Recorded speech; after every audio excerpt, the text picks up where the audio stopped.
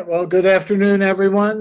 My name is Douglas Kellner. I'm co-chair of the State Board of Elections. We're joined by our other commissioners, Peter Kosinski, who is co-chair, our new commissioner, Anthony Casal, and Commissioner Andrew Spano. We're also joined by Public Campaign Finance Commissioner Echo Yanka. Um, so I want to start by especially welcoming Commissioner Casal. We're very happy that you have joined us, and you come with great experience in government, and we look forward to working with you. Thank you very much. I look forward to working with all of you. All right. Commissioner, if I could just take a minute, just like to welcome Tony as well. I've known him for time. I'm thrilled to have him along. As you know, it took quite a while for us to get another commissioner on the Republican side, and I think they made an excellent selection with Tony. I've known him for, I don't know, Tony, how long? Many years, and he'll be a More than we could admit. Banging. Well, the first item on our agenda is to meet as the New York State Board of Canvassers to certify the elections for the statewide positions of presidential electors and those contests that cross county boundaries. Is someone going to deliver the report, which has already been sent to the commissioners in writing? Tom, if you want to do that for operations? Sure. So thank you, Commissioner. So yes, we've aggregated all of the results that we received from the statements of canvass that have been provided to us by each of the counties of New York. And we have provided the documentation to you that shows those results and the winners of each of those contests for your review and certification. All right. And my understanding is that there is one contest that we are not certifying. That's the 22nd Congressional District between Brindisi and Tenney, which is in court, and the margin is too close to determine a winner at this time. Is that everyone's understanding? That's correct. Yes. That's correct. And there are several contests where where we have received certifications from the county boards, and the margins are less than the number of ballots remaining outstanding to canvass. So we are doing this certification because there's no doubt who the winners are, but we anticipate there'll be amended certifications from those counties. Tom, do you want to briefly summarize which counties are still engaged in canvassing? On anything that would affect candidate totals, I believe we're still looking on, obviously you mentioned CD22, which affects a number of counties. But otherwise, we are still waiting on some additional information from Suffolk County. I think a couple of the other counties owe us information, but that largely affects blanks and voids. So that would not affect the outcome of any race. Okay. All right. So with that understanding, is there a motion to certify on the state level the canvas that's been circulated to the commissioners? Sure, I'll make the motion. All right. And is there a second? Second. All right. Is there any other discussion relating to the certification of the canvas? All right. There being no other discussion, those in favor say aye. Aye. Aye. All right, so it is unanimously adopted, and I believe that is all of the business before the Board of Canvassers. So now we'll move on to our regular meeting of the commissioners of the board.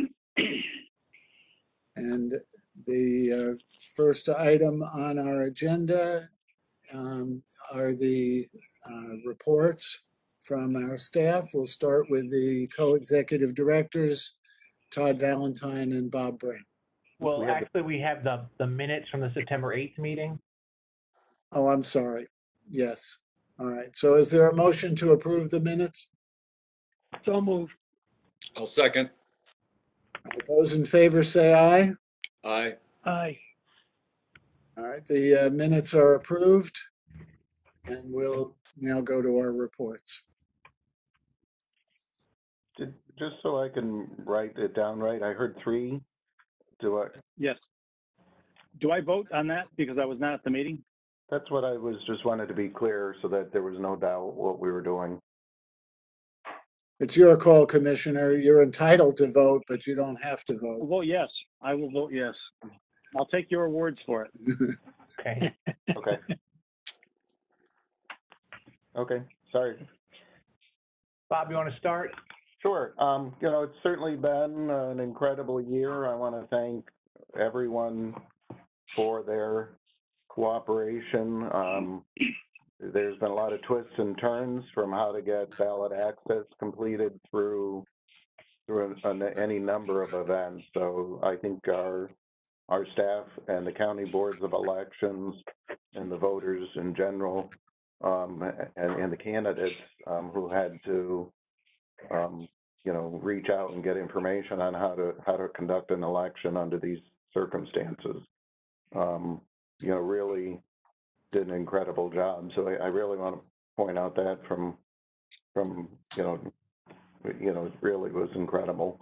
In light of that, also with the numbers that we have sent in so far, we have over 8.6 million voters who voted in this cycle. That's 873,000 more than 4 years ago.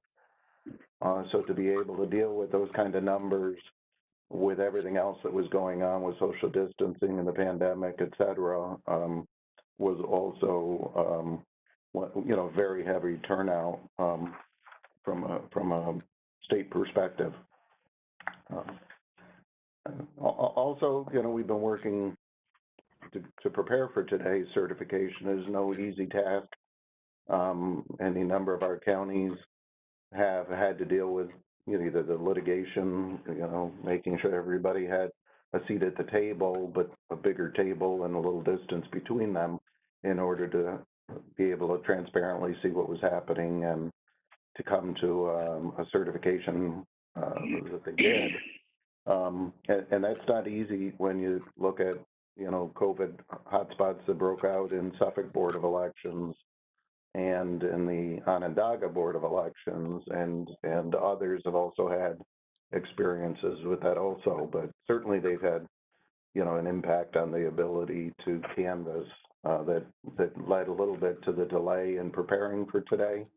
But both of those, I understand, had over, in Onondaga's case, 12 staff members had COVID exposure. And Suffolk, I think, is in the 10 or more from a staff member point of view. So it certainly impacted their ability to get this work done. But somehow we came together and got it done, and it was no small task for that to happen. With regard to the budget, we will discuss some items in there in a little while, but we did submit the annual budget. The call letter came out late. I think it was October 29th, and it asked for the budget on the 13th. We were able to submit it on the 30th of November. There's nothing extraordinary in there per se, other than the new program for public financing, but hopefully we'll get the funding we need, and once we get the funding in the budget, hopefully we'll get the authorization to spend it. I think also PIO will touch on a program that we were able to run this year, but I wanted to thank the Center for Election Integrity for their grant money to us, Center for Election Innovation and Research New York received a $5 million grant to try and get information out to voters how they can safely vote in this past cycle. I think we were very pleased with the vendor we selected and in the message they were able to deliver throughout the state in a nonpartisan, just simply here's the voting options that you have, pick one, and here's how to safely do it. So I really wanted to thank the team that worked on that. Having never had any resources to do that in my 29 years of doing voter administration, it was new to us, but it really came together. And the team here at the State Board, supported by Office of General Service and others, really made that a success. And I know PI will give you some of the details of that program. Other than that, I think, we will recommend the change to the voter registration form in light of the parties that are qualified at a presidential election and a governor's election. So we make that new change after a president.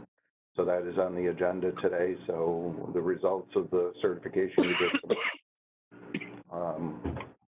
require that change to the voter registration form, the affidavit form, the notice for the confirmation notice is in there also. So we recommend later for you to make those form changes so we can get those into the process. On that, I think that covers the larger issues. Todd? Yeah, just briefly on the election stuff, and not so much education for the board is familiar with this, but obviously we're meeting today, or the board is meeting today, as a result of the process set forth in the legislation. We have to meet in timeliness in order to produce results necessary for the Electoral College to meet. So this is all set forth in that. There's, and a presidential year is always a long year. It actually begins well before this year. It's not a one-day event. It began back in the spring of 2019 when we started the process for getting on the ballot. But then overlaying the legislation were 20 executive orders out of the 76 that were adopted by the governor for the COVID response, in addition to 4 special chapters that were passed, and a fair number of court cases, a couple before the election, then quite a number afterwards. So, it's a lot has to come together for this to happen. So, a lot of obviously the credit goes towards obviously our county boards for doing that work. And it's a process that we're always working with them on them to refine. And this was certainly a challenging year, so we certainly appreciate the work that they've done under the circumstances of a pandemic. When we're hopeful that there's always fine tuning done, but we'd like to think that we've met our obligations as the statute has laid them out. So I think that's very helpful, and Then the next election cycle has already started because the village election petitions are out already for the March village election. So we're rolling from one election right to the next. All right, well, thank you, Todd. Does anyone else have any questions for the executive directors? I do. I thought maybe somebody could spend a little time explaining. I know we've caught a lot of discussion, criticism, attention, I'll say this year in the elections community for why it takes so long to count ballots. I think there's been some criticism that's been leveled around the state for why it's taking our county boards so long to count ballots, to come to a conclusion on some of these races.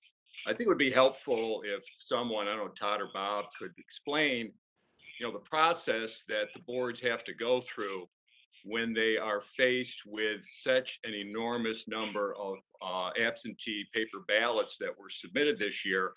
I believe we were up to about 1.5 million, if I'm right, in this general election of absentee ballots that were submitted to our boards, which is far in excess of what they've ever faced before. But you know, the time it takes to count these ballots is institutionally determined in large part because of the nature of how absentee balloting works in New York State. And it's not a matter that boards delay unnecessarily coming up with results, but they have to go through a process of, you know, assessing the ballot, making sure that it was legitimately cast, that the person that voted did not vote on election day or early voting at a poll site.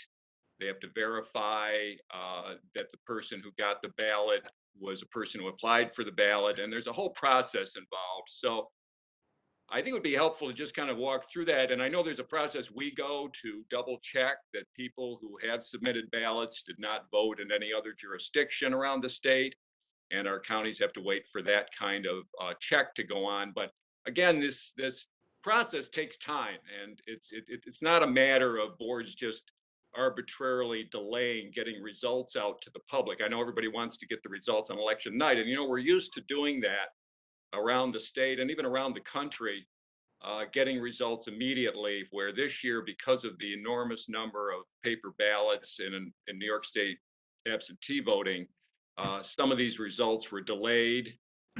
Some of the counting did not occur, you know, until later in significant numbers. It wasn't the small numbers we normally face. So I think what's normally the case is we see this happen, but because the absentee numbers are so small, they generally do not affect results as much as they did this year. So there's been just a lot more attention on this. So I don't know if you could just walk through that briefly, just so people understand the process the board goes through. Well, I think you actually covered quite a lot of it. I mean, you know, the absentee ballot process adds time because obviously the board, when it receives the absentee effort, issues the absentee ballot, which takes its own process because the voters have to apply, then the ballot has to be issued to the voter. And obviously it's not the only way that people can vote. You know, they can certainly vote absentee if they're, you know, eligible for that. But obviously, if circumstances change, they can either vote early or on election day in person. So part of the process that we do immediately after the election is to collect the information of everybody who has applied for an absentee, compare that against everybody who voted early on a statewide basis, and then obviously compare that to any voter who had shown up and wasn't in the poll book. Those are the so-called affidavits we do. And actually, we run a check statewide and provide lists back to the counties for any potential matches. And then they're able to at least verify that, you know, obviously, if you vote in person, then I'm not going to vote for absentee. And that we did that, you know, pursuant to one of the executive orders, the counties were obligated to give us their affidavit lists within 48 hours after the election. And most were pretty close to the 48 hours. I mean, that was kind of a rough number, but by that Friday after the election, we had provided the matches to the counties. So by the time they got that back on Friday, they were then able to do that analysis, and then they could provide, again, it's a transparent process, so the counties have to provide notice to the candidates and or their representatives to come in and be part of the canvass. They have a right to people, do that. just so, Todd, just stop for a minute. For people that don't understand the terminology, an affidavit ballot is for a person who arrives at a poll site. Their name is not in the poll book, and they, for some reason, either they're not registered, they moved, there can be numerous reasons. But the person insists on voting at that poll site. And so the poll worker gives them a paper ballot called an affidavit ballot that the voter fills out rather than voting on the voting machine. Right, and it's that's come more critical now, as with the law that passed the previous year, which allows voters to what we call the statewide transfer, where they can move, and then that affidavit can be used to update their voter record, and then that ballot can then count in their new county. But we need to make sure, as far as the matching criteria, that they didn't inadvertently had previously applied for an absentee ballot in an old county that doesn't get counted, or were concerned about, you know, making sure their vote counted and voted in person. So we want to make sure before that affidavit ballot is canvassed that it's reviewed. And again, notice has to be provided to the candidates when those ballots are being reviewed, and in an open, transparent process that, you know, they're allowed to be there. And many candidates do take advantage of that. Obviously, court actions do occur, which can alter the schedule somewhat, although it shouldn't, because notice was provided, and by and large, it didn't really impact the schedule. But it still takes time to go through each of those ballots and validate that, yes, you did apply, no, you didn't vote previously, and that you followed every voter followed the procedure that's required under statute for being eligible to either vote absentee or affidavit.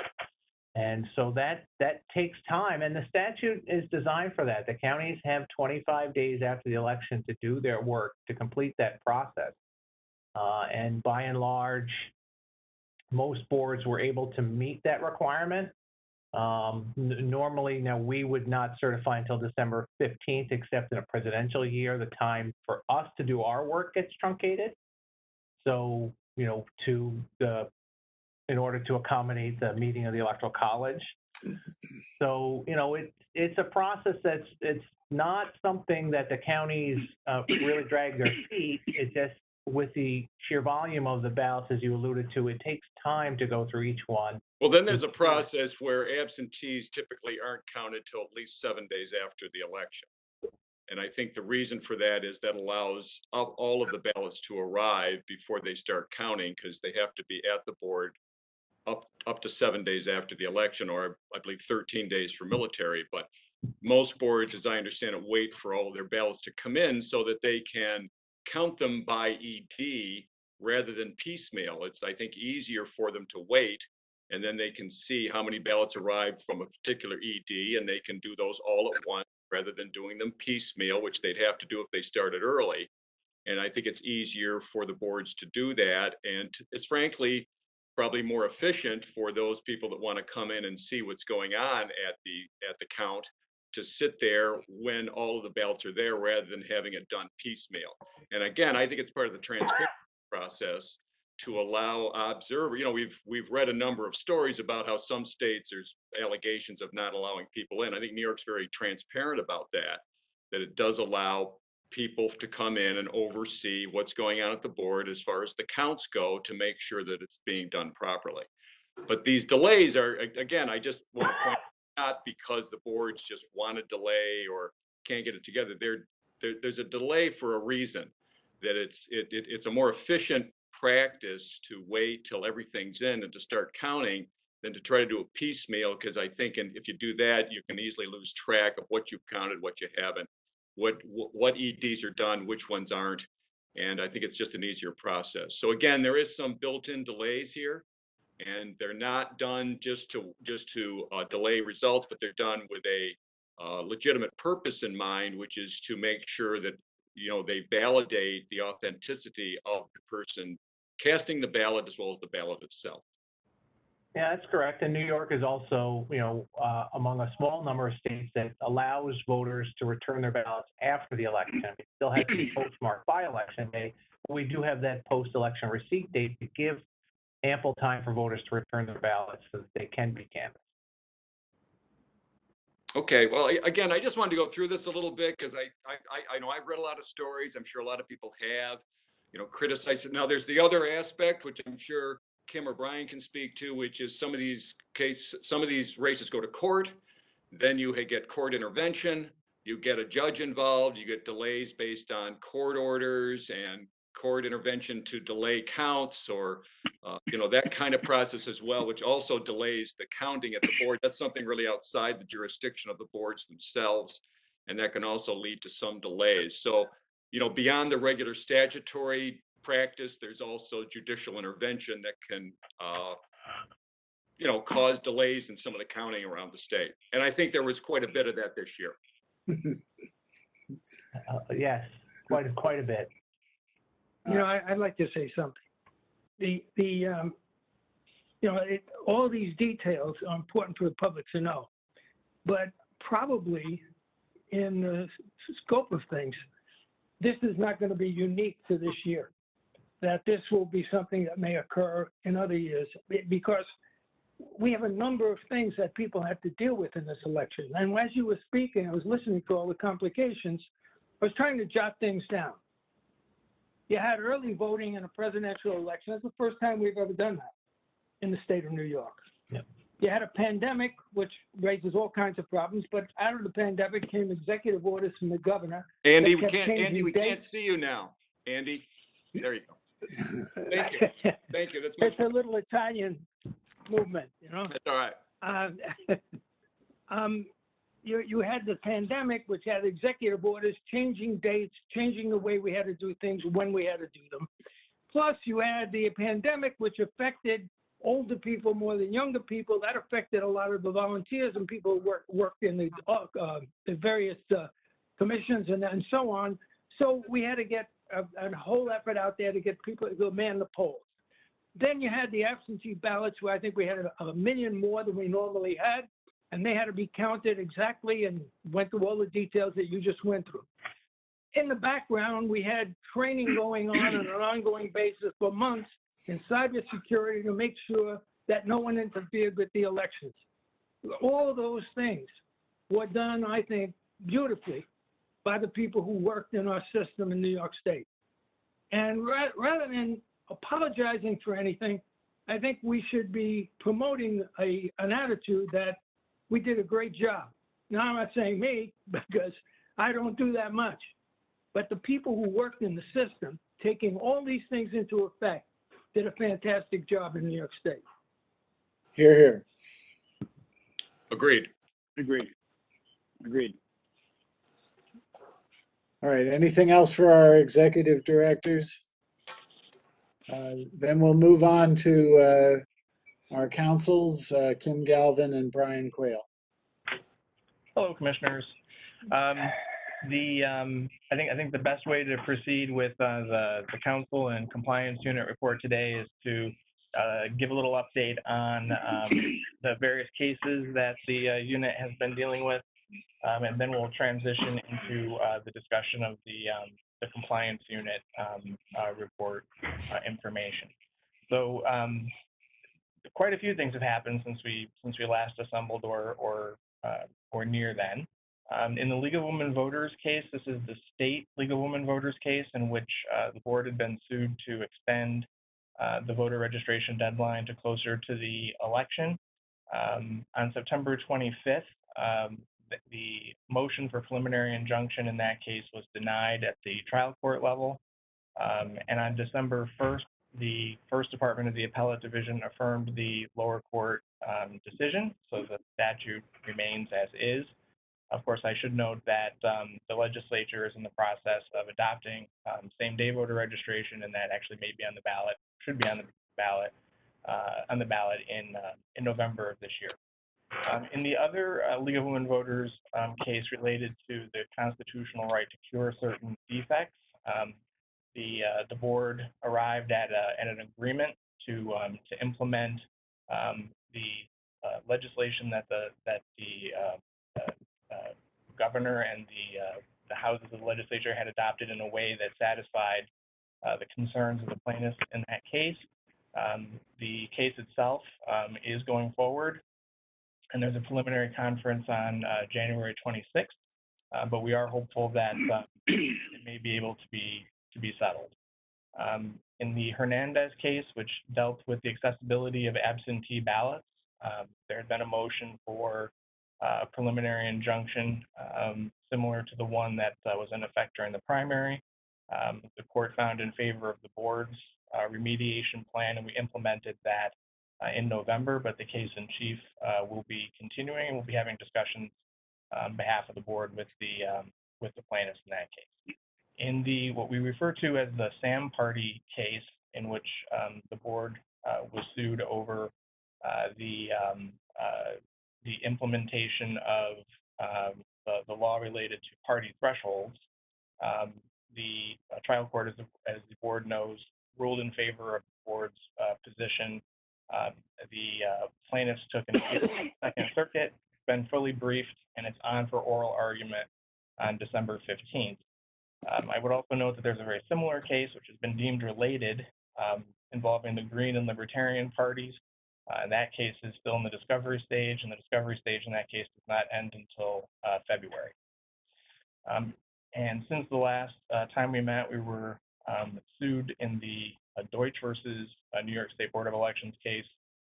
I'm seeking an injunction to extend the receipt deadline for emailed UOCAVA ballot applications. The court upheld the application of New York statutory deadline, and the case has since been voluntarily discontinued. In Harley versus Kaczynski, there was a case related to that case was related to seeking electronic return of UOCAVA ballots, among other things, and there was a PI application made in that case, and Judge Brian Cogan issued a decision on October 13th denying the preliminary injunction, and the case was withdrawn as moot at that point. So that case came and went since our last meeting. In Sugarman versus the New York State Board of Elections, as the board knows, the regulations of the board related to enforcement activities related to subpoena being granted by the board and certain other matters. We prevailed at the trial court level. The Chief Enforcement Counsel took an appeal to the third department. It's been fully briefed, and oral argument is now scheduled for the December term of the third department on December 16th. Also in the Gallagher case, there was a preliminary injunction motion made similar for the November election to that which had been sought and upon which the plaintiffs prevailed, related to the primary, and the court declined to extend an injunction to the November election, and hopefully that case will be finally resolved. In the upstate jobs case related to an independent body seeking the right to have housekeeping and limits on par with political parties, that case has been fully briefed on competing motions for summary judgment, and we'll see sort of where that goes. That's the class of cases related to sort of the non-specific ballot access or post-election issues. We had approximately a dozen cases related to recounts or similar issues starting in the eve of the election and spanning just past the election. I am pleased to report that all of those cases, save one, have been resolved. Commissioner Kellner noted that case. The Kenny v. Brindisi case is continuing, and that is the only one of the cases related to the canvass ballot that is still continuing. In terms of the other activities of the council's unit, we have been working on drafting at the staff level a set of public campaign finance process regulations, understanding that process does need to go forward despite the lack of resources. So we have been working on that. We also have begun work on at the staff level formulating proposals to the board related to the annual legislative program, which we should be able to provide the board in a timely manner at its first meeting on or about January. And of course, the FCC complaint that's later in the agenda. We worked on that. And as far as the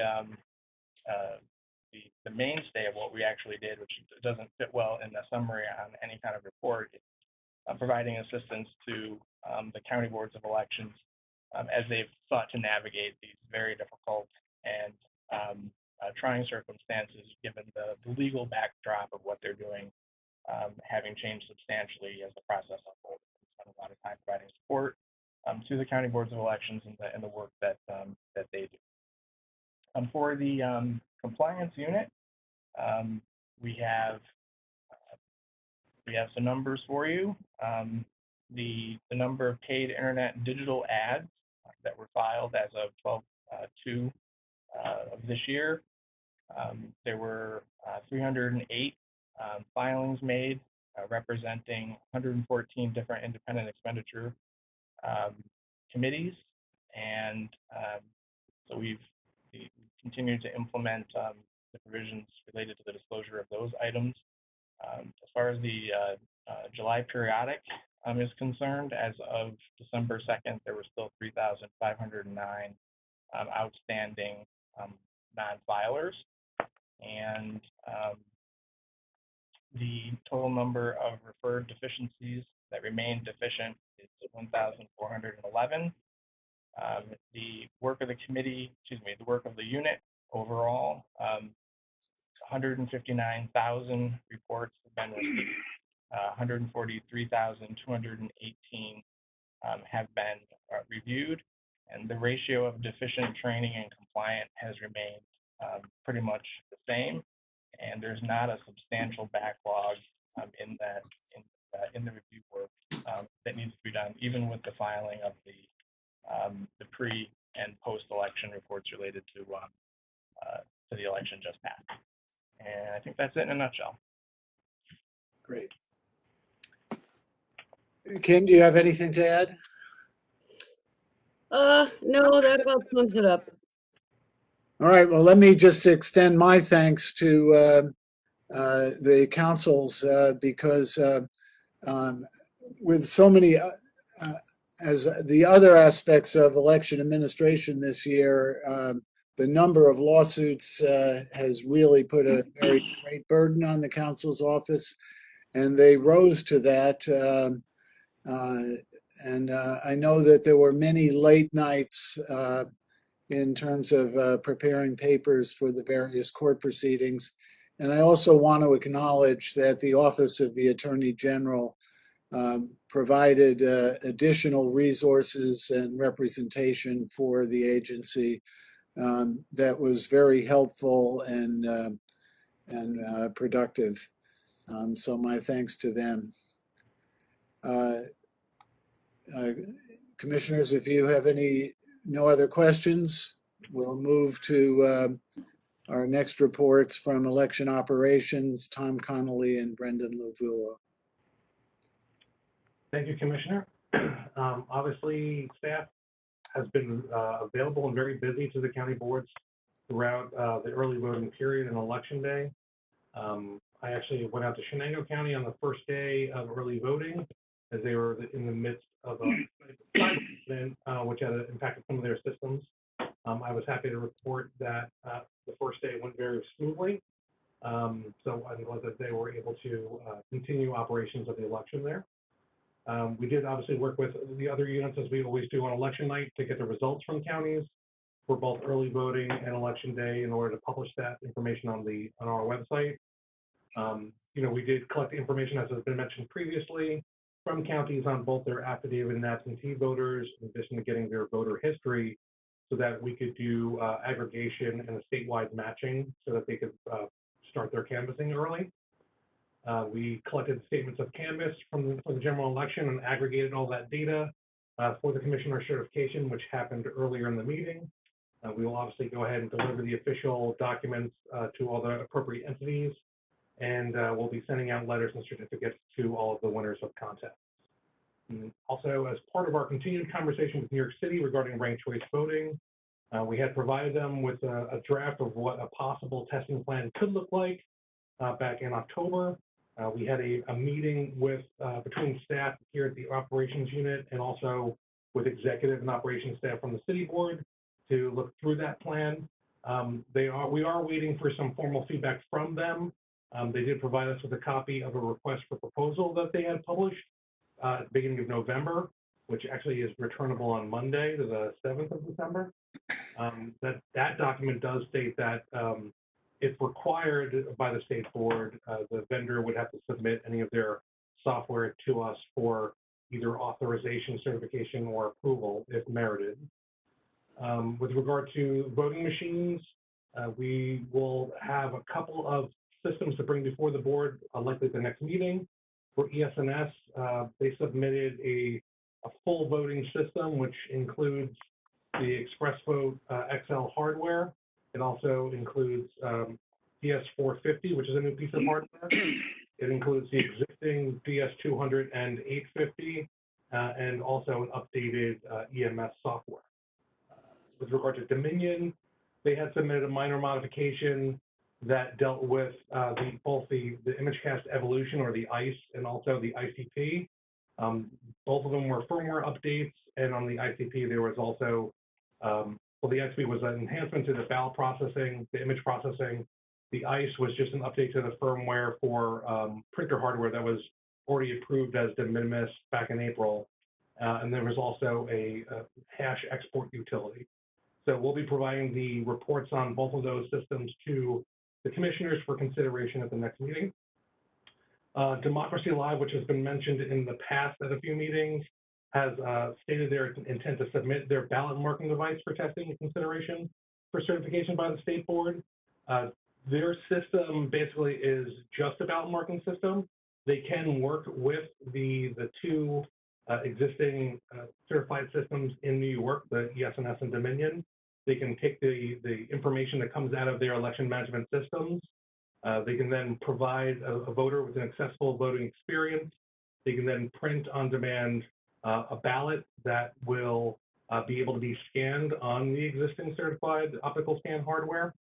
There is also the capacity for a voter to do a verification of the printed ballot should they so desire.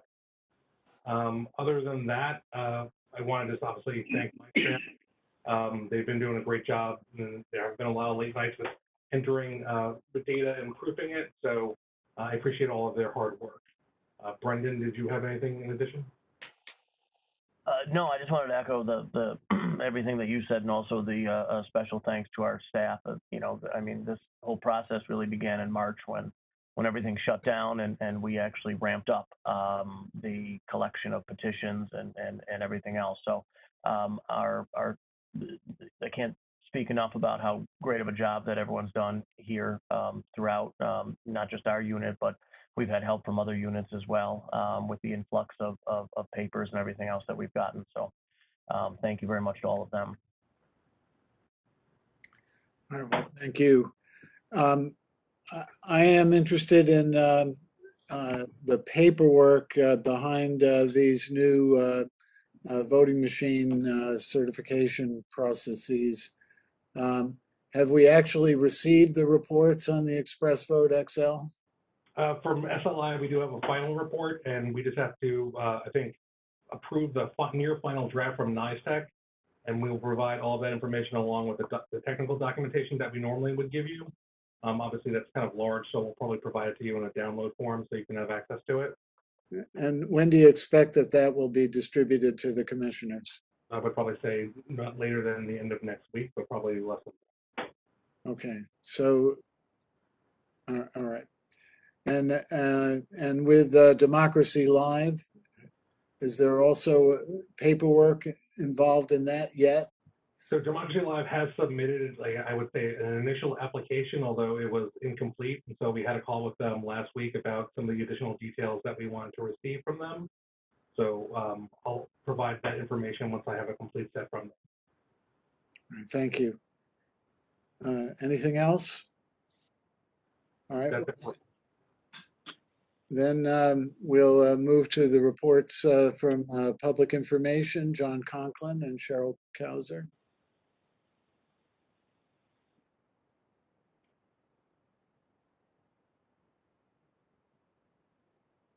John, you're muted, so we don't hear you. Now you're muted again. I think I double clicked there, so sorry about that. Can you hear me now? Yes, we do. Thank you. Yes. Okay. So again, thank you, Commissioner. Like all the other units in the agency, the Public Information Office has been extremely busy since the last board meeting. We've answered thousands of phone calls and emails about the election and anything and everything to do with the election. We had as many as 8 people on the phones in the Public Information Unit, so we did get some assistance from other units in the agency. As is often the case, we all pull together in these difficult times. So we do want to thank those other units for lending some staff to us for coverage on our phones and our emails. So we've also processed 462 foils since the last board meeting, 138 in September. 114 in October, and 210 in November. We continue to attend and participate in all the Election Commissioner Association calls that occurred through September, October, and November.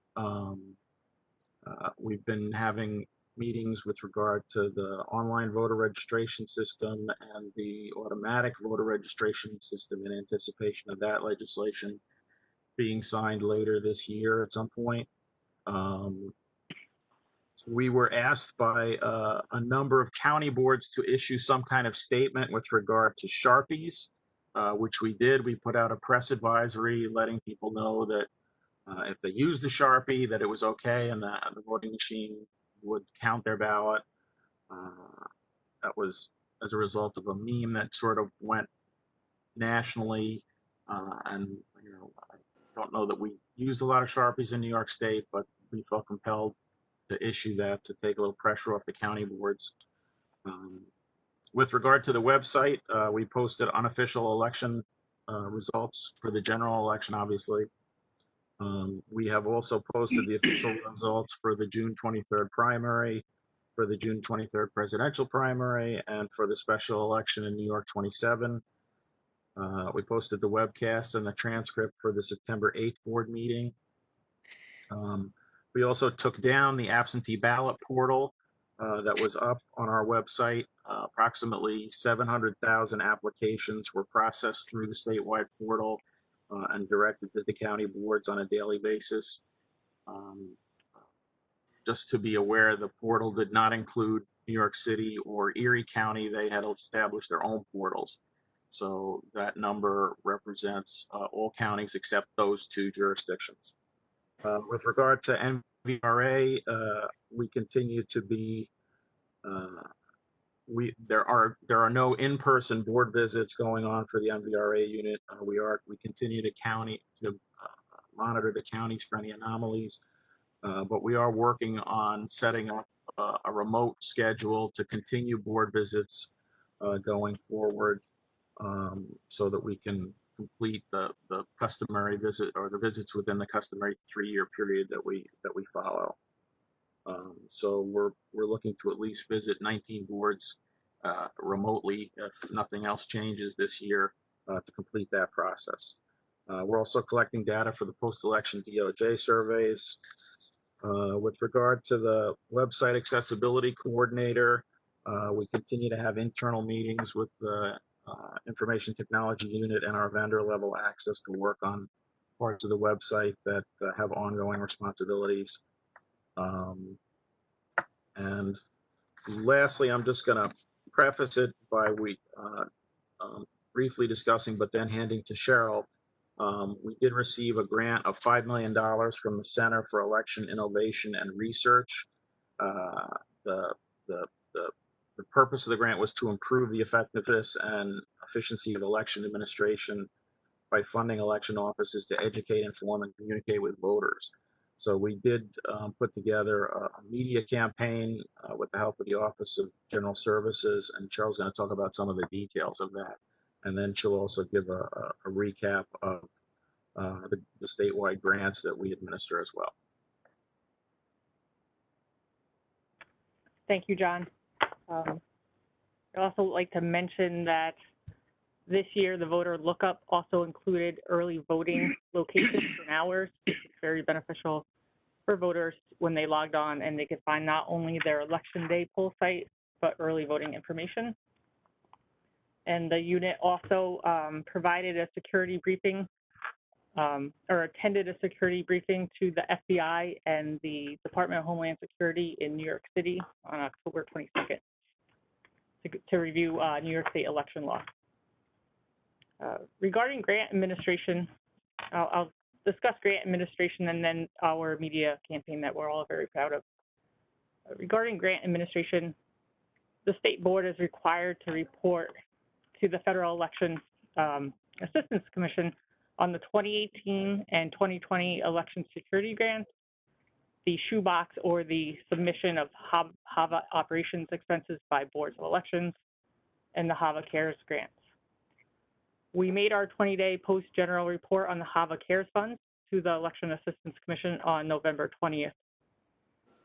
We attended several webinars by the EAC, most recently on their new reporting financial system, in which we will use shortly to report our HAVA 2018 and 2020 election security reports.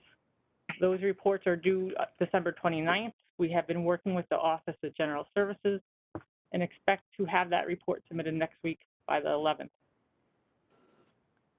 The state board, our unit also assists in the administration of 7 grants to county boards of elections. And in this portion, I'll just give an overview of the grants, but also look back kind of a year in review on how each grant went in terms of administration.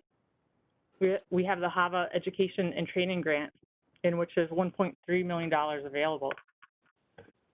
Last December, there were $2.6 million available to counties. That's a difference of $1.3 million was spent down.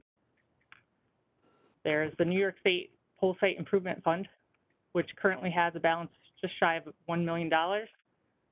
Last year, there was $1.7 million, so there's a difference of $700,000 spent down. For shoebox funding, there's $6.7 million available. Last year at this time, there was $8.9 million available, or a difference of $2.2 million. We have the state e-poll book grant fund, which was a $14.7 million appropriation. There's currently a $2 million balance. As of last December, there was $13.3 million available, or a difference of $11.3 million. The state early voting aid to localities grant, which was a $10 million, is a $10 million grant. We currently have $2.6 million available. Last December, there was $9.8 million available, or a difference of $7.2 million. The 2020 federal HAVA Cares grant was an federal appropriation plus a state match, which totaled $24.6 million.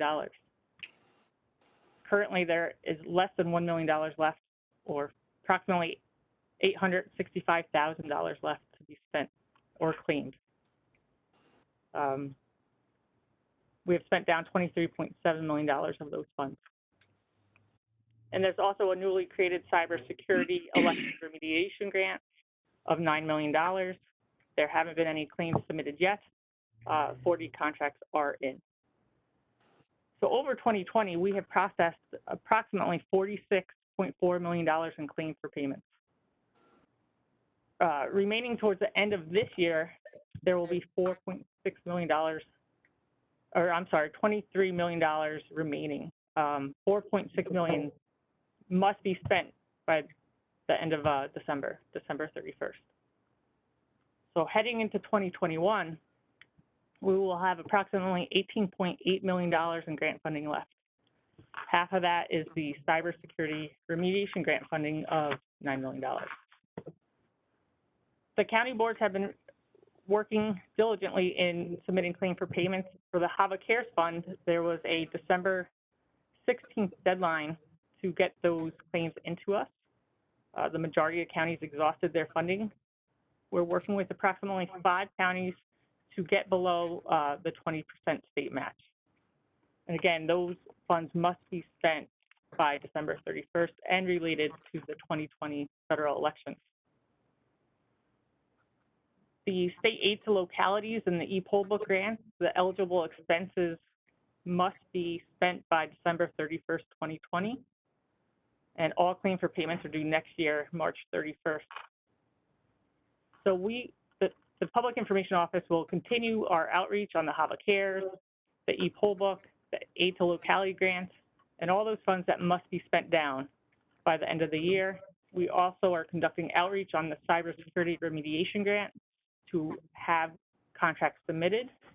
And I just would like to say a thank you to our grants team who work with all the counties on these 7 grants.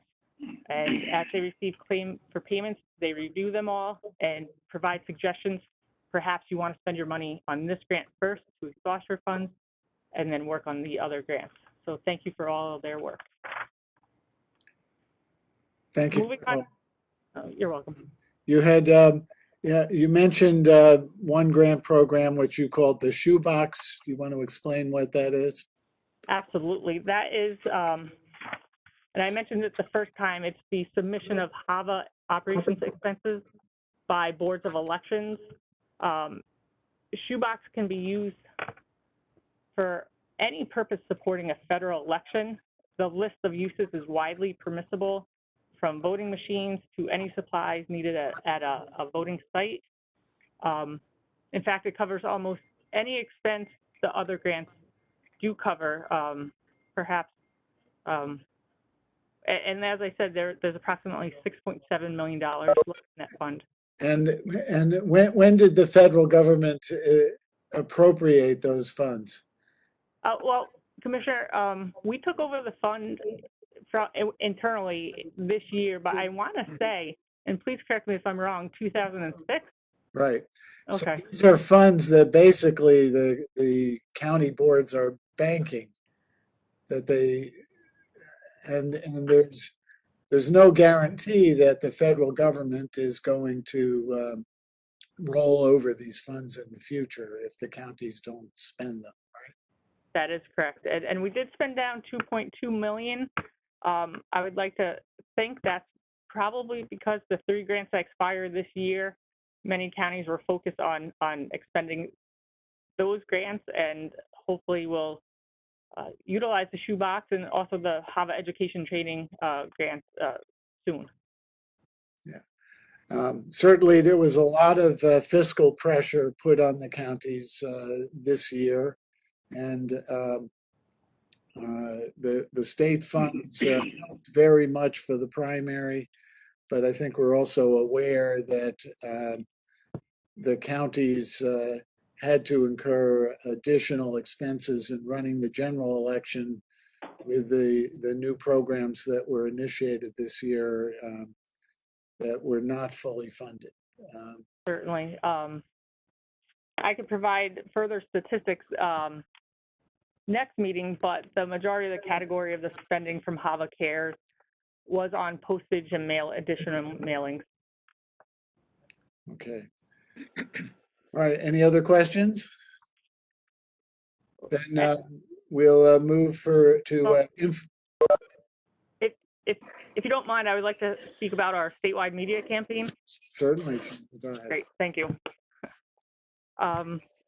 As Bob mentioned and John mentioned, the state board received a $5 million voter education communication grant award from the Center of Election Innovation and Research at the end of September. This grant award was utilized to conduct an extensive statewide media campaign. The board had a very aggressive timeline from late September through November 6th in applying and receiving the award, bidding the contract, selecting voice-over talent, creating media, including radio scripts, static content and videos, revising scripts, translating into 5 languages, 4 languages, and improving content and runtime. The content for this campaign began to air on October 15th and concluded on November 13th. The campaign was conducted in English, Spanish, Bengali, Chinese, Korean. And we utilized print ads, out-of-home advertising, social media, streaming radio, streaming audio, streaming video, streaming digital mediums such as banner ads. The content and campaign included advertising specific to 3 ways to vote in New York State: by absentee, early voting, election day, specific ads on how to vote by absentee, ads on the 9 days of early voting, and ads specific to November 3rd, 2020 is election day, with hours and how to find your poll site. There were also ads on make a plan to vote, find your polling site and your hours of operation, pertinent deadlines, safety considerations relative to the 2020 general election. Please mask up and be prepared for social distance. And we also ran ads after the election on post-election timelines specific to receipt dates on absentees. And then we wrapped it up with a Thank You New York ad campaign. Per the vendor, OpAd Media, a conservative estimate that the overall media campaign between TV, radio, digital, out of home, and print, it reached approximately 95% of the New York State adult population. This means about 14.7 million adult New Yorkers were reached. There were over 178 million impressions and 15 million video completions during this campaign. And we will be receiving a high-level final campaign recap shortly from our vendor. I would like to reiterate thank yous to OFAD for delivering a top quality product in a very short time frame, for the assistance the Office of General Services provided to us for their excellent content creation and overall guiding us through the process, and also the New York City Board of Elections for their assistance in reviewing translated copy for us. If I could take one moment further, and I know I'm making this the longest unit report I've provided, I would like to show you a couple copies of as we developed. So let me share my screen for a moment.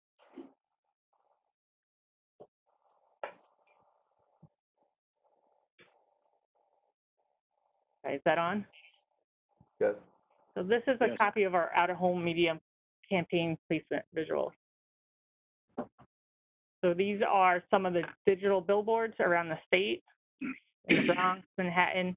These are statewide in Albany, Utica, Rochester, Buffalo, North Country, on Long Island. But these are examples of some of the billboards around the state. Make a plan to vote. And down in City Field, these were both in English and Spanish. We also utilize print ads, as I mentioned, and these are a couple of the newspapers and examples of in the newspapers, the Daily News, the Schenectady Gazette, Albany, Buffalo, Syracuse, and Rochester newspapers, as well as in Bengali, Spanish, Chinese, and Korean. So we were able to be very visual in all different mediums, and it was a very interesting experience for me, just demographically, the different mediums that people tended to look at. This is a much larger file, but I just want to go through a little bit of the social media content from Facebook, which was in English and Spanish, and we had Instagram in multiple languages, including Chinese and Korean. We used Nextdoor, Twitter, Snapchat. Here's some streaming audio. I will go through quicker, but YouTube is on our state board channel as well. Hulu, Gamut. I'm sure everyone has hopefully seen this. Spotify, and then AccuWeather. So it was widely displayed. We are very proud of the resources we were able to obtain. Bob said in his 29 years, it was a first, and this is a fun project to work on in an extremely short time frame. So that ends. And Cheryl, I guess the key here is that this was a private grant. This was not funded from the state treasury. That is correct. This is a private grant. But it really did supplement. PIO tries to provide, we do a lot of TV interviews. We do interviews for print. We do radio interviews. We do press releases, but it's not enough. This really helped reach all New Yorkers. I just want to also point out, even though it was a private grant, Todd and I reached out. It took a effort to coordinate with the State Division of Budget and the Comptroller's Office to line up the ability to receive the money and spend the money. So even though it was private money coming to us, it still took a cooperative effort of many different agencies to allow us to use it in very short time period. Good. I appreciate that explanation. Is there anything else for public information? Then we'll recognize Bill Cross for information technology. Good afternoon, Commissioners. I'll start with projects as usual. Capicitis, the team is working on final testing of the system in preparation for our go-live set for January 25th. Outreach and training materials are also being finalized, and information will be posted on our website in mid-December. Also, webinars, training videos, and such. We'll also have outreach to all the treasurers. The final testing consists of performance testing, load testing, accessibility, security, etc. And it's going very well. We're still on point for that date. Online voter registration. The mini bid for the software analysis and development has been completed and released through OGS. We expect bids back by January 8th. In the meantime, the team has been conducting shareholder meetings with state IT services, DMV, the various NVRA agencies, and the voter registration vendors on the effort.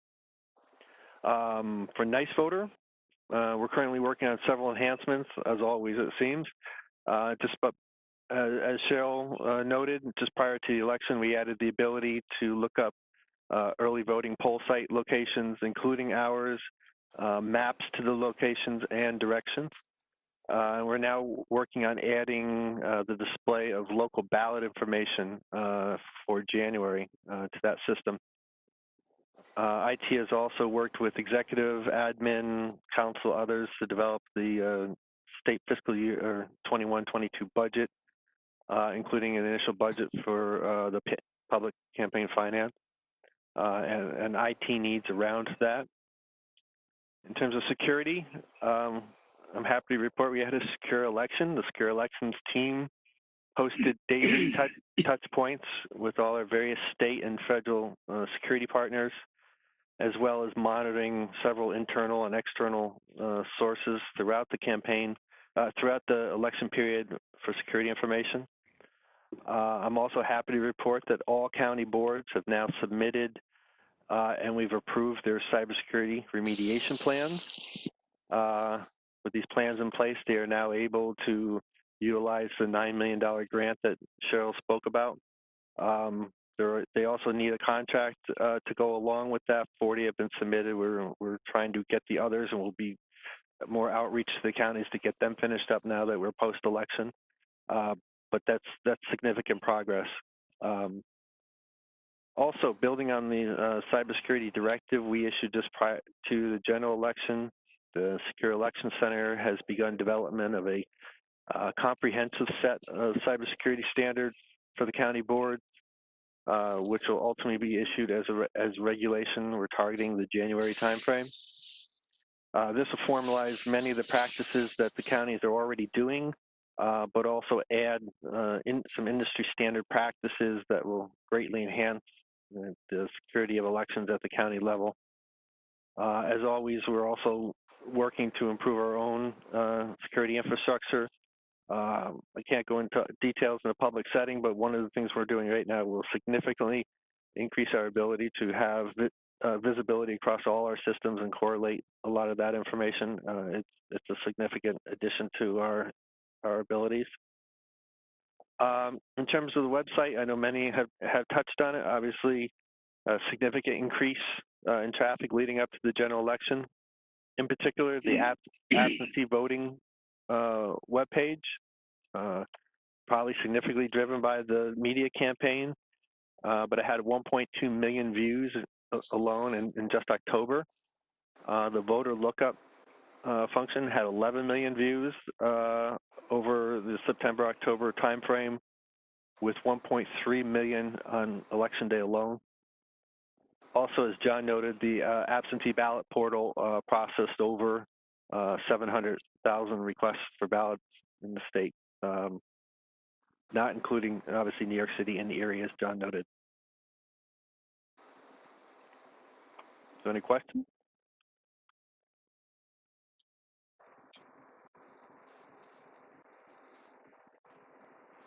All right, well, if there are no questions, I just want to say, I think Bill's accomplished a lot here. I'm encouraged by his report that he's going to have the FITUS campus up and running. And that's a major accomplishment, and I know he's doing it in the midst of many other initiatives he's had to undertake during this year. Thank you, Commissioner. I share that, although I'll reserve my compliment for when you actually get running, since I've heard this so many times before. But Well, thank you also, Commissioner. I know that you have accomplished a great deal this year, especially in getting that absentee ballot portal up and running for the general election. Yes, I as many of others have thanked their teams. I'd be negligent if I didn't do the same. They've been fantastic this year, and particularly that effort was pulled together in a very short time frame, as well as everyone working on the other projects, security and Campus FITUS. So All right, great. And Commissioner, I'd be remiss if I didn't congratulate the rest of the staff as well. I know it's a difficult year for the staff. It's been a difficult year for everybody between COVID and all of the changes to the election law. And I know the staff has worked very, very hard this year. I know we're at the end of our reports here, so I think everybody deserves a real slap on the back and thank you that they've done a great job of carrying through this year, not towards the county boards, but also our board itself. And I congratulate everybody there. I couldn't agree more. Commissioner Spano, do you have a dog nearby? No, what happened is you see me at two places there? Yeah. Yeah, but my sound went off. I saw it came in a second background time. noise coming from your mobile phone connection. So that when you're not speaking, it would be helpful if you would, unless there's somebody else, it sounds like a dog to me. No, it stopped. Okay, thank you. All right, well, now, Commissioner Kosinski, you had all this great praise for the staff, but now we turn to the one unit where I would not include in that praise. Our enforcement unit, I do not see Ms. Sugarman joining this call. I will ask our compliance councils to confirm that for the entire year, there has not been a single criminal referral. Is that correct? That is correct. And also we're on target, Commissioner, for this year to be the first year that we have not had a hearing officer referral either. We're at 0 for the year and 27 since 2015. All right, so we have no criminal referrals, no subpoenas, no hearings. And then on the other side of the matters that we have referred to them for enforcement, I think you mentioned before that there were 1,411 discrepancy non-compliance referrals made this month. No, that's the aggregate number of deficiencies that have been referred that remain deficient. Okay, and yet she has not brought even a single proceeding to address those deficiencies, correct? None at all this year. And we still have thousands that we have referred to her who have not filed at all. And there has been no enforcement against non-filers, correct? That is correct.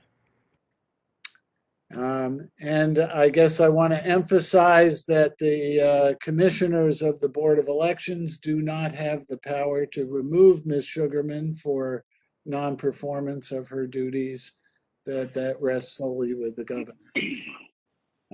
Does anyone else have any other comments with respect to the enforcement unit? I have nothing else, Commissioner. I think we've said it all before, and I think there's been no change over the year. I'm hopeful that things will improve going forward in our relationship with the Enforcement Council, and that things will move more smoothly through that unit. All right, thank you. Next item on our agenda is old business. I don't believe we have any old business. So we'll move to new business. The first item was a discussion on New York City's request regarding ranked choice voting. I believe that we covered that in the operations report. Does anybody have anything else they want to add on the ranked choice voting issue? I guess I'm not clear exactly what's going on with it. Is there any other? So the report that I got, or I heard, was that the staff discussed something with the city board. There was a draft outline that was circulated regarding what the state board's role would be depending on what New York City submits.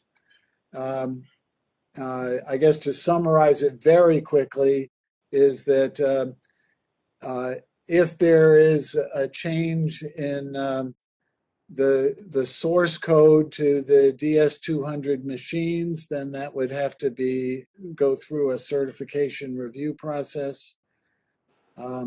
If there is simply a software that is used only for aggregating the vote count, that doesn't involve the actual voting machine process, and so that wouldn't need full certification, but it's still also a county board procedure, and those procedures would still have to be reviewed just like all other county board procedures.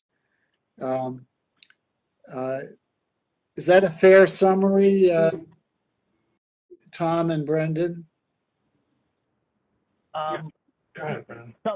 Somewhat, I would say, and we did say it to New York City, that there is no official agreement between the commissioners in the state board and between Tom and I on exactly what needs to be done based on the legal ambiguities of the law that was passed and the fact that we don't have anything to test to. There's no standards for any of this stuff, so that was all passed along to the city board and their staff when we with them a number of different times. So the paper was sent out to them so they could have it, but under the with the understanding that there still is no agreement on what exactly needs to be done to any of these to the utility that they may or may not receive requests back for. And at this time, we don't have anything submitted to us. Correct. So there's nothing for us to review at this point. Yeah, I mean, I guess just from my standpoint, just to comment on this, it seems to me there's a couple principles at play here. One is that I think any voting system in the state needs certification. I agree with the commissioner that if a board of elections is utilizing a voting system in the state, it does need to go through the certification process that's been approved by this board and by the state legislature for certification. That said, this ranked choice voting process is not something that's a part of state law. This was done at a local level. It was done at the city level, not at the state level. So there really is no state legislative action that was taken that we could look to provide us with any authority or guidance of how to proceed in this matter. We don't have voting system standards for ranked choice voting, which is really a different way to conduct an election than we've had in this state, or that we have in this state. I think to have a local government enact a brand new voting system and then ask the state to approve it, I think is very presumptuous. I think as a state agency, we enact laws that are passed by the state legislature. And this was not. I know there were bills in the legislature this past session to adopt ranked choice voting and authorize it in jurisdictions like New York City, but those were not adopted by the state legislature. We also have, conflicting state laws here. I mean, the state law provides for a runoff election in New York City, This ranked choice voting system would preempt that really by having a different system in place that would eliminate the runoff election in New York City, which is still part of state law. So, from my standpoint, asking us at the state level to get involved with something that was enacted locally and not approved by the state, I don't know how we do that. I don't know how the state sanctions something, certifies something that we don't have any standards to certify to, or that has been authorized by the state legislature. Doug? Yes, Commissioner, go ahead. Yes, I want to echo what Peter's sentiments, and having spent a couple of years over on the third floor in my lifetime, I can tell you that at the end of a year, when you evaluate the actions of the state legislature, you look at what they have done, but you also can look at what they haven't done as a means of evaluating their position on various issues. The fact that bills were introduced and never taken up might be as much of a telltale sign as bills they do pass.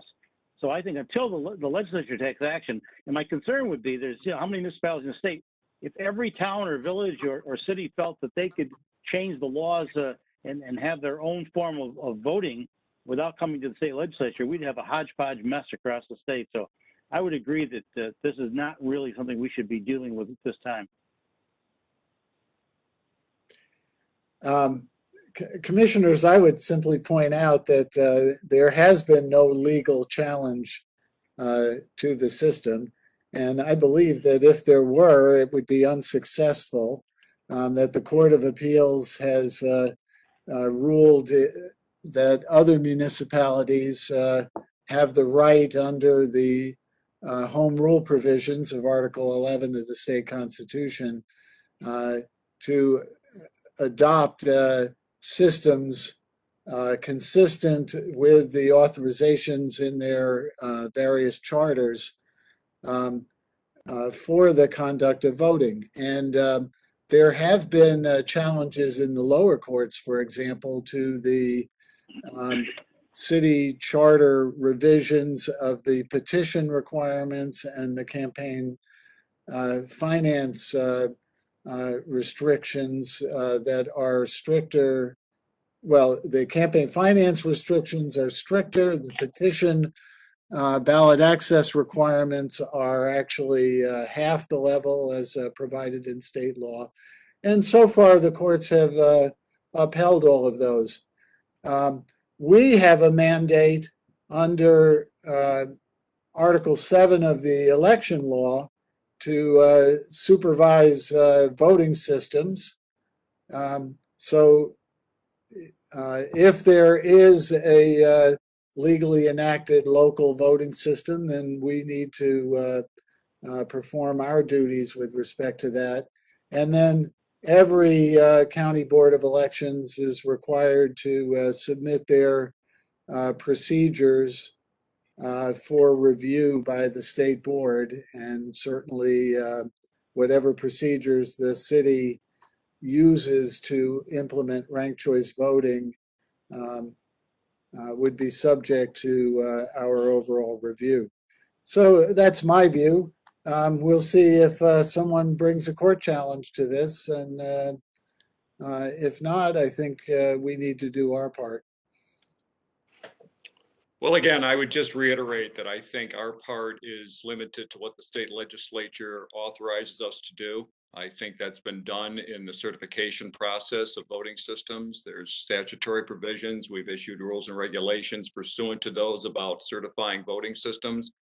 None of that speaks to ranked choice voting and this new way of accumulating and aggregating votes.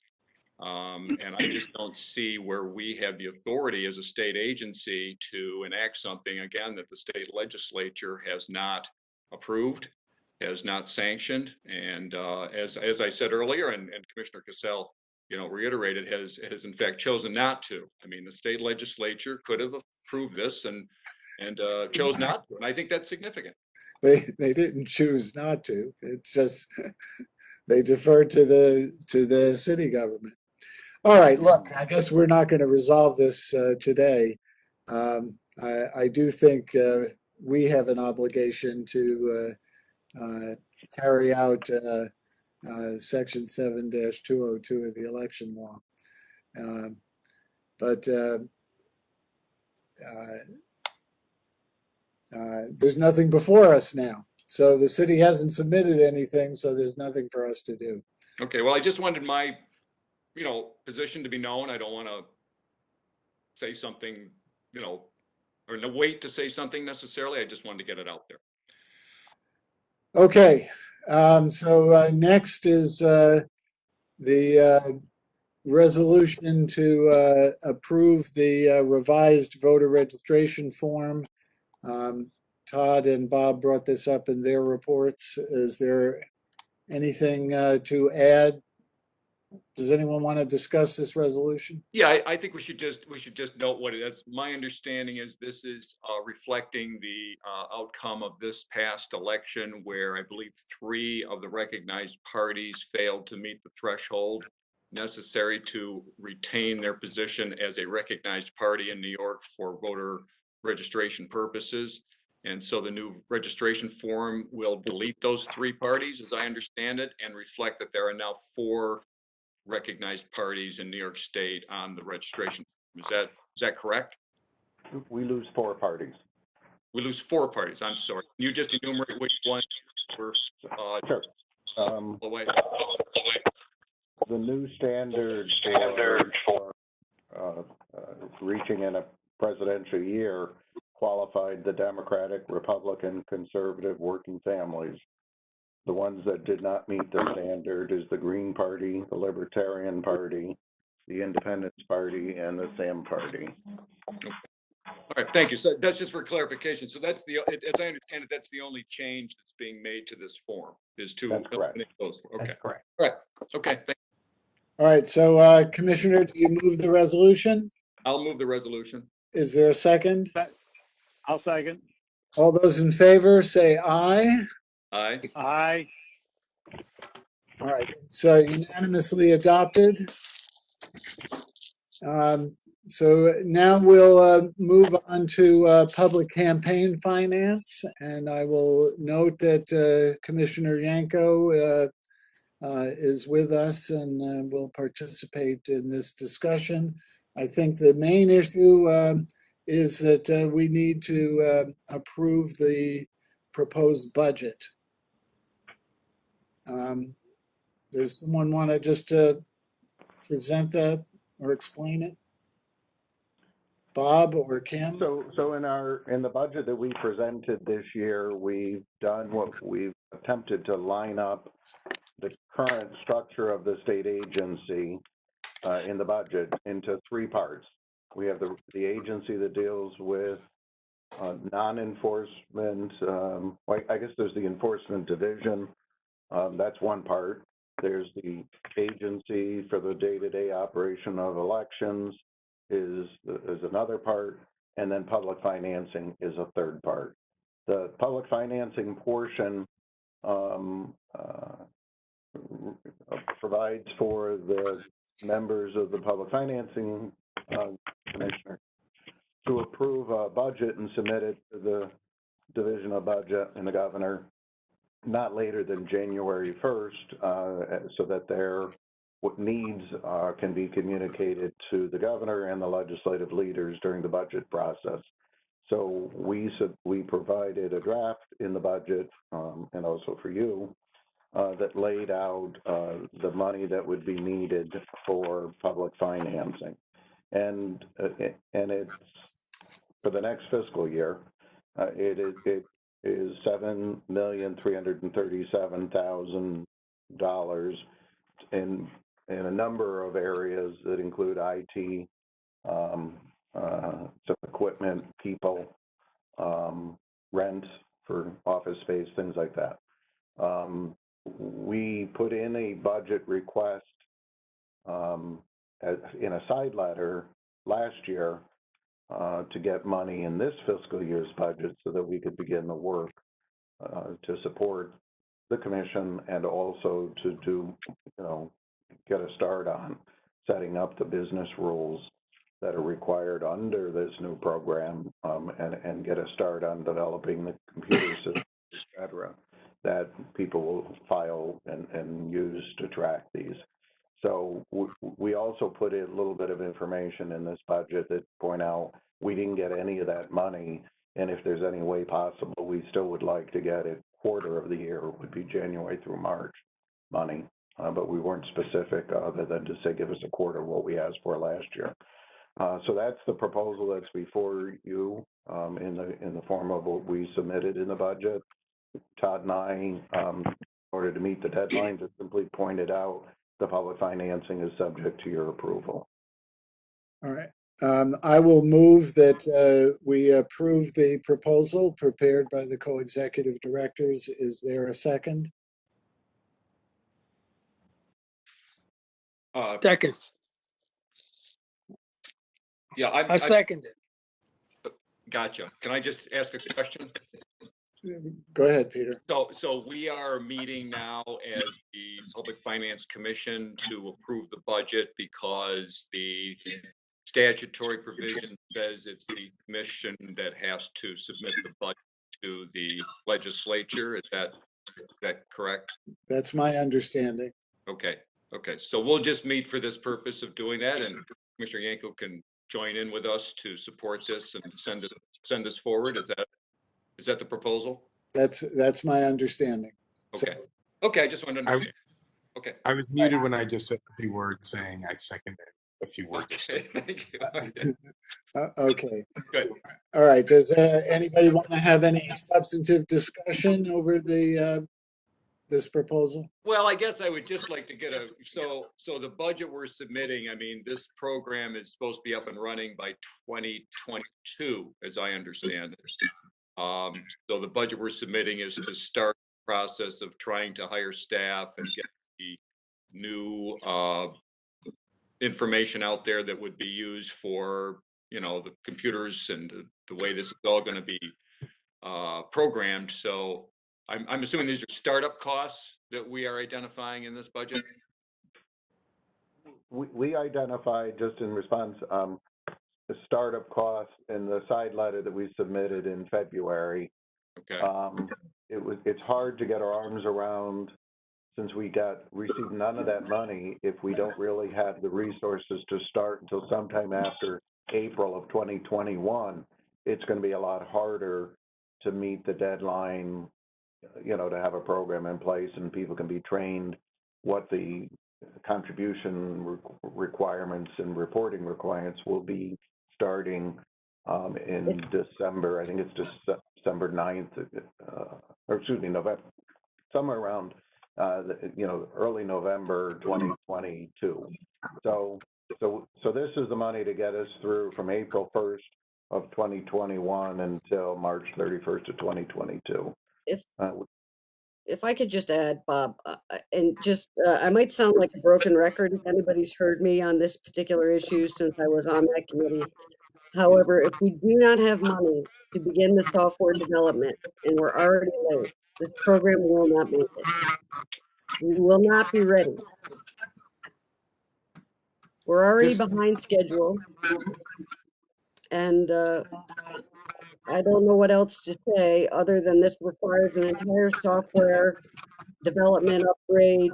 It requires specific interactions with committees and clawbacks and matching numbers. And I was told by someone that, well, the program's not till 2024. And I explained that the first contribution can be taken in November of 2022. And the software has to be developed and ready to go significantly before then in order to do the training and candidate outreach and all of the other things. And I think we're already late. We're already behind schedule. I would urge people to pay attention because I don't want anyone saying that the State Board of Elections failed in their mandate because we don't have a dollar to start this very important and very expansive program. So I would just, there's no need to delay us, but I would just echo what Kim said, what my colleague has said. that that we are getting to the point where 2 years will go by much faster than we think it will be, and we are now facing the risk of only two options. One is a set of embarrassments and failing to live up to our duty and public embarrassments, or spending vastly more than would need to be in order to invest in huge amounts of essentially fire drill work if we don't start our work now. And the second may not even forestall the first. And so we really are at the point where we must show our commitment to that which is our legal duty, frankly. That's just a way of amplifying what Kim has said. Okay. Thank you. All right, so those in favor of the motion say aye. Aye. Aye.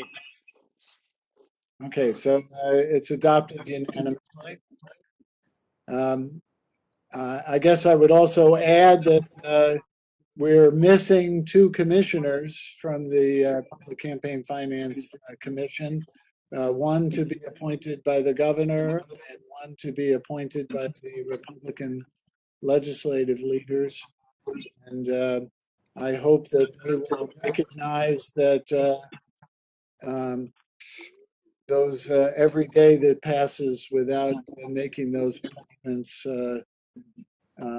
further slows down the implementation of the new system. Okay, the next item on our agenda is the Fair Campaign Code complaint. I guess there are two separate proposals on this. Do the councils want to present the proposals?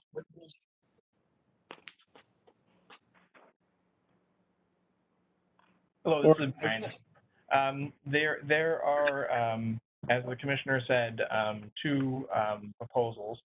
And to give just a very brief background on what the issue is, and then the difference between the two proposals, and then perhaps upon deliberation, perhaps there might be a way to sort of merge them into something acceptable to the sentiments that are behind both drafts. We can hope for that. But here's the underlying factual scenario. A complaint was made. Brian, excuse me, but you need to, your microphone is not very good. And you need to keep your head from moving and try to stay as close to the screen as possible. All right, I'm actually using my phone at this point, so I will actually be moving closer to my phone. So this is my third effort. But you keep moving left and right. Try to stay still and stay at an equal distance from the phone. All right, and just as a test, can you hear me all right now? Can you hear me all right now? Yes. Great. Okay. So the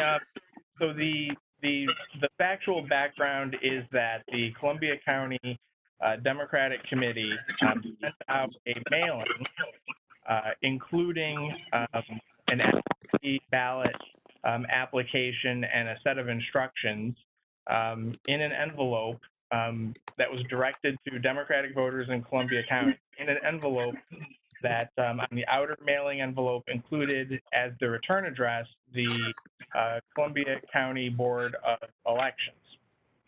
So there was a complaint brought that alleged that this was a violation of the Fair Campaign Code, in particular section 6201.1B, that it was a false statement that that essentially was inappropriate, as it was essentially a masquerading as the Board of Elections. The Columbia County Democratic Committee responded. They essentially acknowledged that it was inappropriate for them to use the return address of the Board of Elections on the mailing, professed that it was an error, pointed out that they indicated on the mailing itself inside the envelope that they had paid for it, And so that there was no actual effort to try to pull the wool over anybody's eyes about what it was or what they were doing. And indeed, the application that's inside essentially is the is the absentee application, and the instructions that they provided to voters were accurate. And so there was a sort of a mea culpa to that extent. And the two staff drafts that you have approach this in, and again, I'm sure others will describe the one draft, but in particular, the one that I drafted, basically concludes that there was no malice involved, and that based on court holdings, and in particular one that was affirmed by the United States Supreme Court in Schwartz v. Vanasco, when you're dealing with First Amendment conduct by political committees where the First Amendment is at its zenith, you have to have actual malice in order to have a finding that comports with the Constitution and the statute. And that obviously the information that was actually provided by the committee to voters was not inaccurate. It was just inaccurately identified from whom it came, which they had acknowledged was an error, but not a purposeful one. The other draft, which others may want to characterize, is very similar. It began as a track change to my draft, but it reaches a different conclusion. It reaches a conclusion that you could make an inference that, based on what happened, that there might be malice. So our statute requires that when a complaint comes in under the Fair Campaign Code and when it's answered, that the board can make a determination as to whether or not to send the matter to a hearing officer for fact-finding and a recommendation as to a final disposition. And the statute allows the board to impose up to a $1,000 civil penalty, or under certain circumstances, to seek a court order if some form of remediation, is necessary.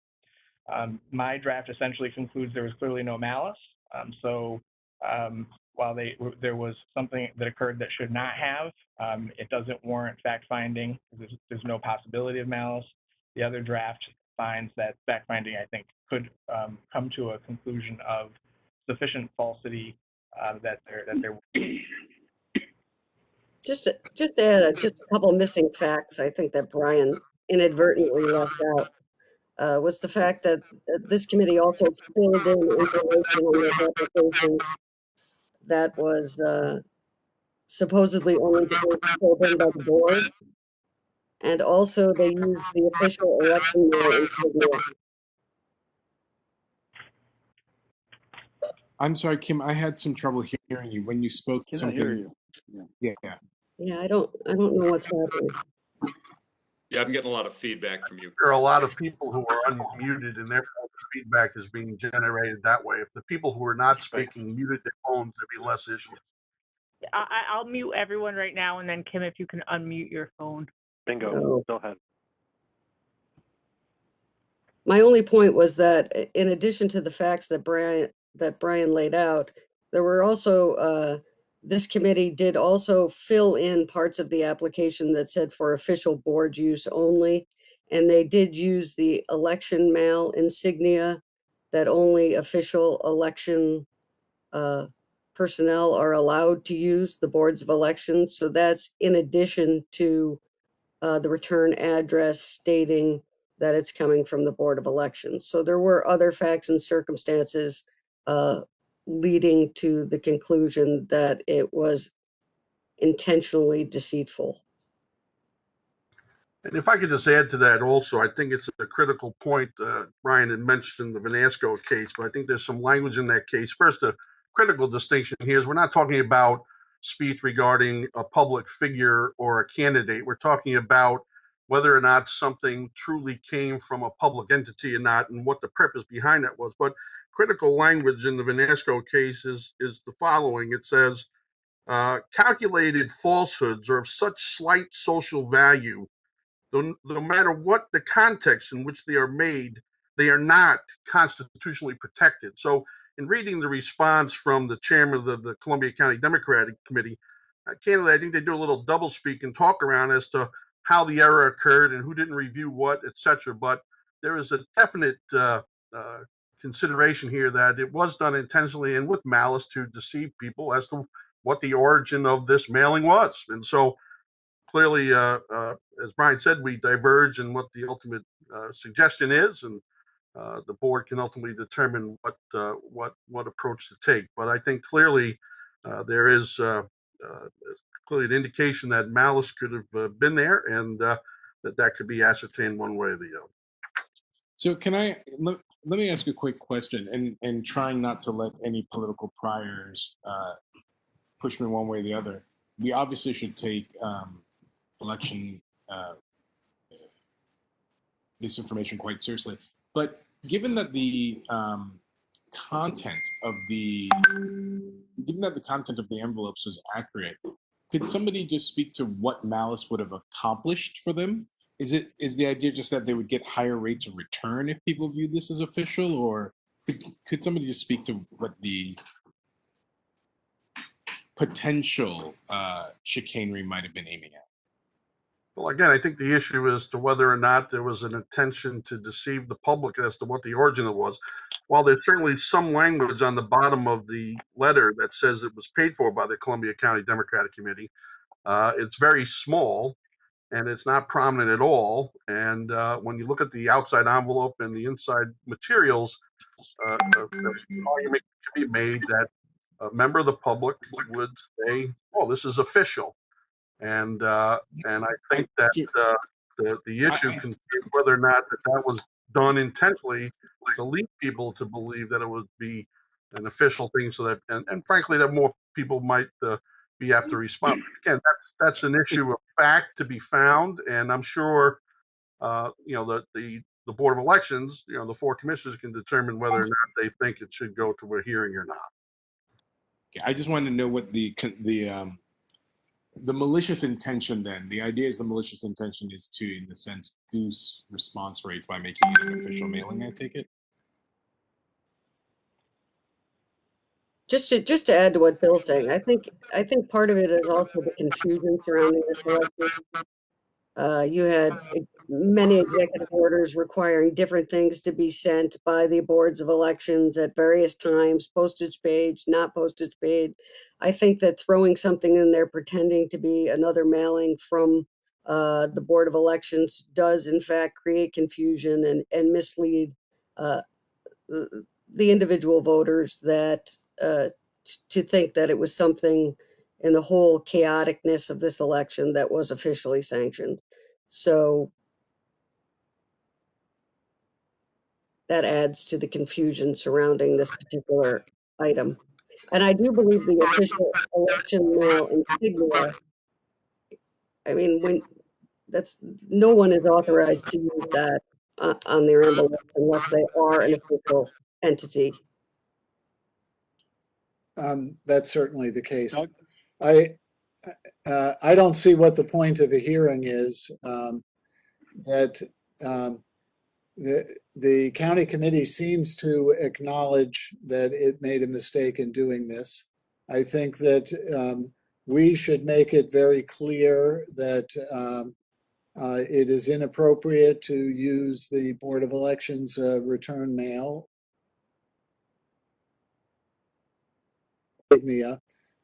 on political mailings and reprimand them accordingly.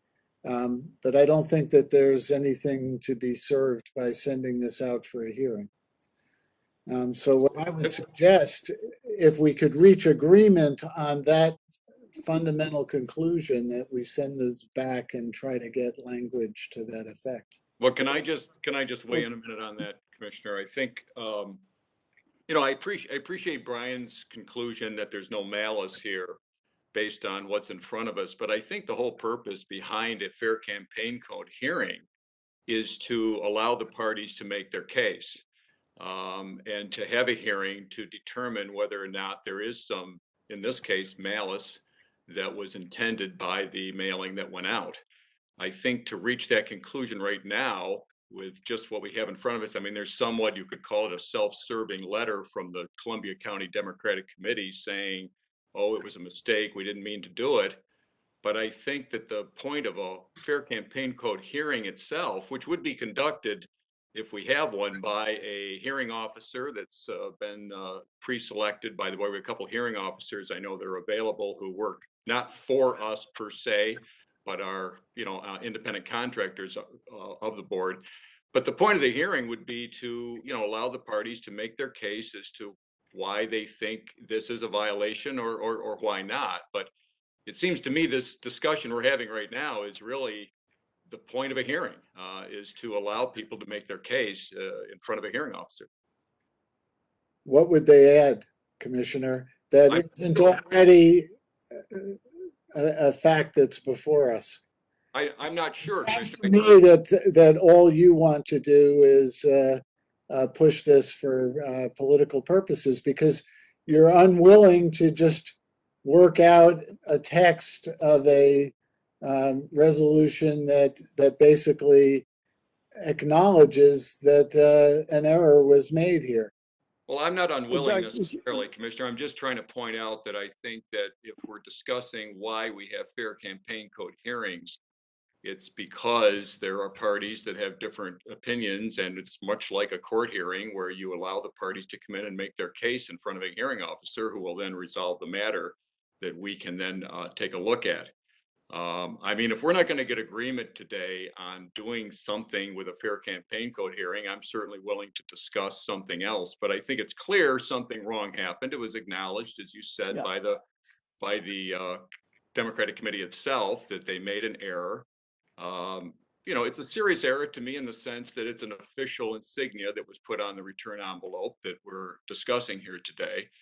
But if there's not an ability to get a fair campaign code hearing, I am willing to discuss some other remedy that we may want to undertake.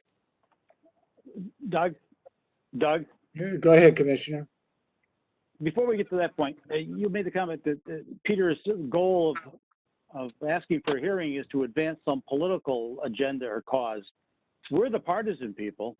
The hearing officer is the impartial third party. Sending it to a hearing officer would give you an impartial person looking at the facts, maybe taking testimony or evidence, and then coming up with a conclusion. So don't suggest that because we want to go to a hearing that we're playing a partisan role here necessarily. Commissioner, that's what you're doing, because there aren't any facts that are in controversy here. The committee has basically acknowledged that it made a mistake, and what mistake did it acknowledge? The envelope or the form? What? I'm concerned about the envelope and the return address, but I'm also concerned the fact that they created an absentee ballot application with information regarding the voter. Now, you and I know that's public information if somebody wants to go find it. But when a voter receives this and looks at this, he's got his date of birth on here. He's got his registration number. I dare say there's not a voter in New York that knows what his or her registration number is. Looks like an official document from the Board of Elections. Oh, the board wants me to vote absentee this year. So it's more than just the envelope. It's an extensive document. Now, if you're suggesting that the campaigns are not allowed to pre-fill that information when they send it to the voter, I don't agree with you. No, in fact, there are many Republican campaigns. Oh, no, I'm not saying just that. I'm not saying that's wrong, but it compounded the envelope compounded the problem. The envelope was wrong. They admit it was wrong. I don't know who reviewed it. Right. They said the post office reviewed it. Let's focus on getting a decision where our board policy stated to that effect, but there's nothing that warrants a hearing. We need to set out what the policy is here. I'm not sure what you mean. What the policy is? What are you alluding to? I think we're all in agreement that campaigns cannot use a return address from the Board of Elections. Indeed, I believe that in the days when we used to have enforcement responsibilities, we have made rulings to that effect. And that the campaign, in this case, the county committee has acknowledged that. If this additional issue of the misuse of official election mail was on the envelope, then we should clarify that as well. But I don't know that there's any purpose to sending it out for a hearing. Well, I think What are we've you, what are you discussed- suggesting? What are you Yeah, what are you suggesting? suggesting? So I guess we're trying to understand if we can reach some sort of consensus here. If we're not going to get a consensus on a fair campaign code hearing, then is there something we can get a consensus on that would recognize that this was wrongly done? And there should be some penalty. Well, reprimanding them for doing it. I mean, the penalty is almost meaningless anyway. It's only $1,000 fine. So it's really the reprimand that's most significant. So are you suggesting the staff draft up a reprimand to them that the board can review? Yeah, that's basically cite the acknowledgement that they acted inappropriately, and to make it clear that campaigns may not use a return address from the Board of Elections or the official election mail insignia.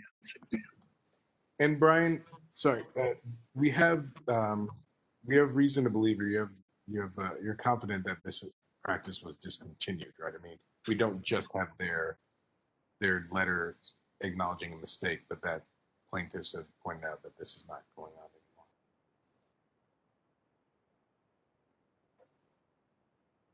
Brian, I'm sorry, I can't hear you.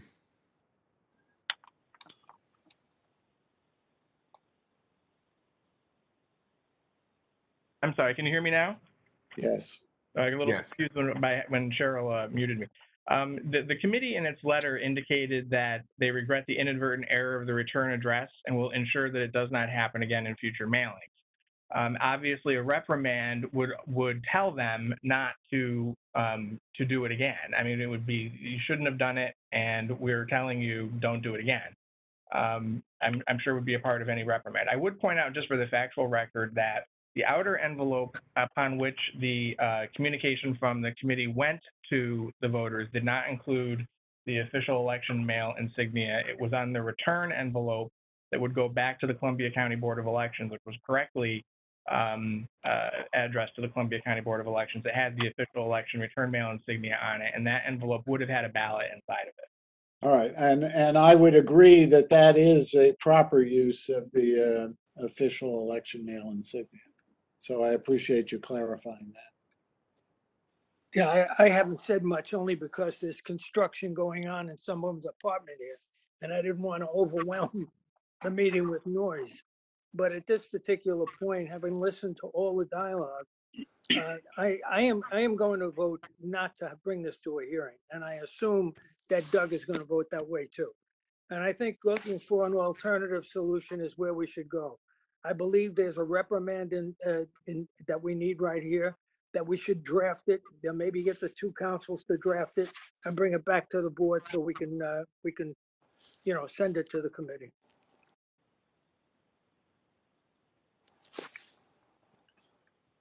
Okay. Commissioner Kosinski and Kosinski. Yeah. Well, I would say that if that's, if what Commissioner Spano is saying is true, which is that there are not 3 votes to send it to a hearing, certainly I think doing something is better than doing nothing, even though I do agree it should go to a hearing. But I think if we have the staff draft a reprimand and submit it to the board for approval, if that's what we can agree to do, then again, it's better than nothing, and I would think we'd at least do that. I would agree to that as well. Okay, I think we have consensus then. So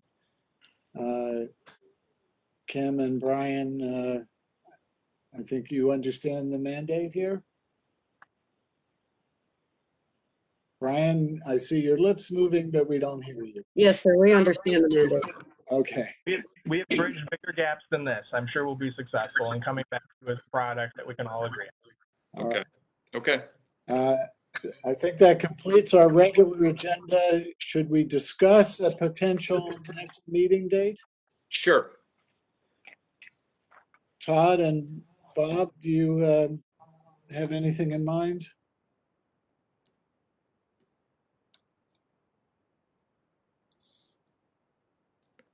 Bob, you're still muted. Bob, you're still muted, but part of it is, we need to, the last outstanding race is the conditional District 22. We don't know when that's going to get resolved, but that aside, it's I don't think the House of Representatives needs our certification to seat the winner. But I don't mind either calling a telephone meeting on very short notice to confirm that certification, if that's acceptable to the other. Yeah, I agree with Commissioner Kellner on Agreed. that. I think if we need to do that one act because of the delay on that, we could do that. But I think if we want to have a regular meeting, we should also try to set a time for that if we can. Right now, January. Yeah, I mean, normally you would meet around the time of Election Commissioners Association, but since they have canceled their in-person meeting and not rescheduled anything virtual, that time frame is now not needed. So, how about January 7th, a Thursday? I can do that. I can do that too. Commissioner Yanko? That's fine. Yep. What time, January 7th? Forgive me, as you know, I teach in there, so that's the We usually meet at noon. I'm going to, if you'll forgive me, everybody, I have not memorized my spring schedule. I will double check my spring schedule and email straight away. The life of a permanent schoolboy, forgive me.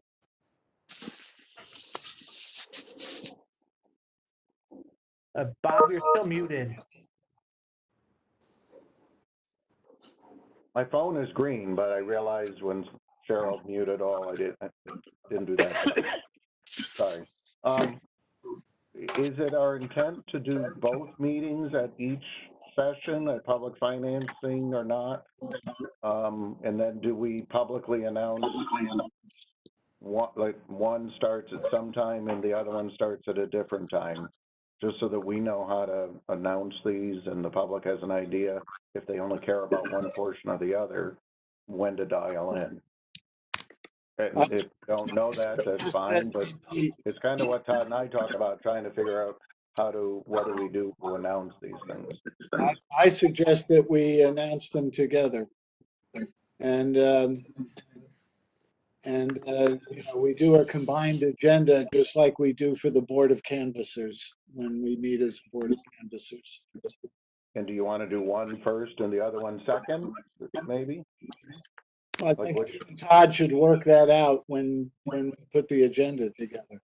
So my guess is the agenda for the Public Campaign Finance Commission will be much shorter, at least initially, than our whole Board of Elections reports.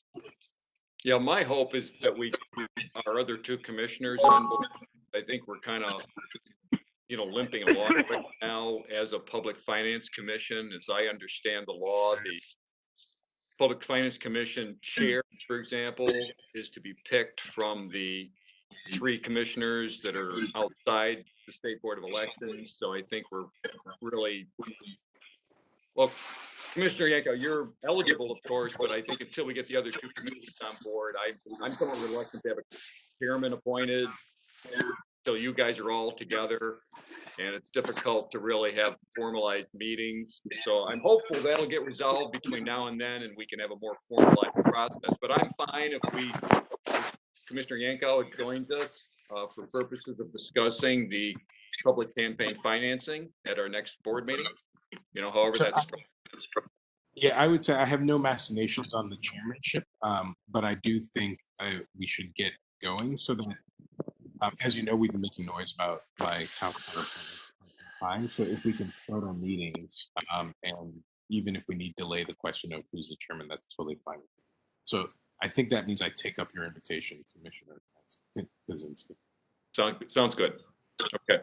Okay, so I don't think there's any other business. Can we adjourn? I would Thank move you to all. adjourn. Have a Thank you, good everybody. holiday. All right, and thank you, Commissioner Casal. We appreciate you. Thank you. doing this, and we stand adjourned. Thank you. Thank you. Thank Best you. holidays, everybody. You too.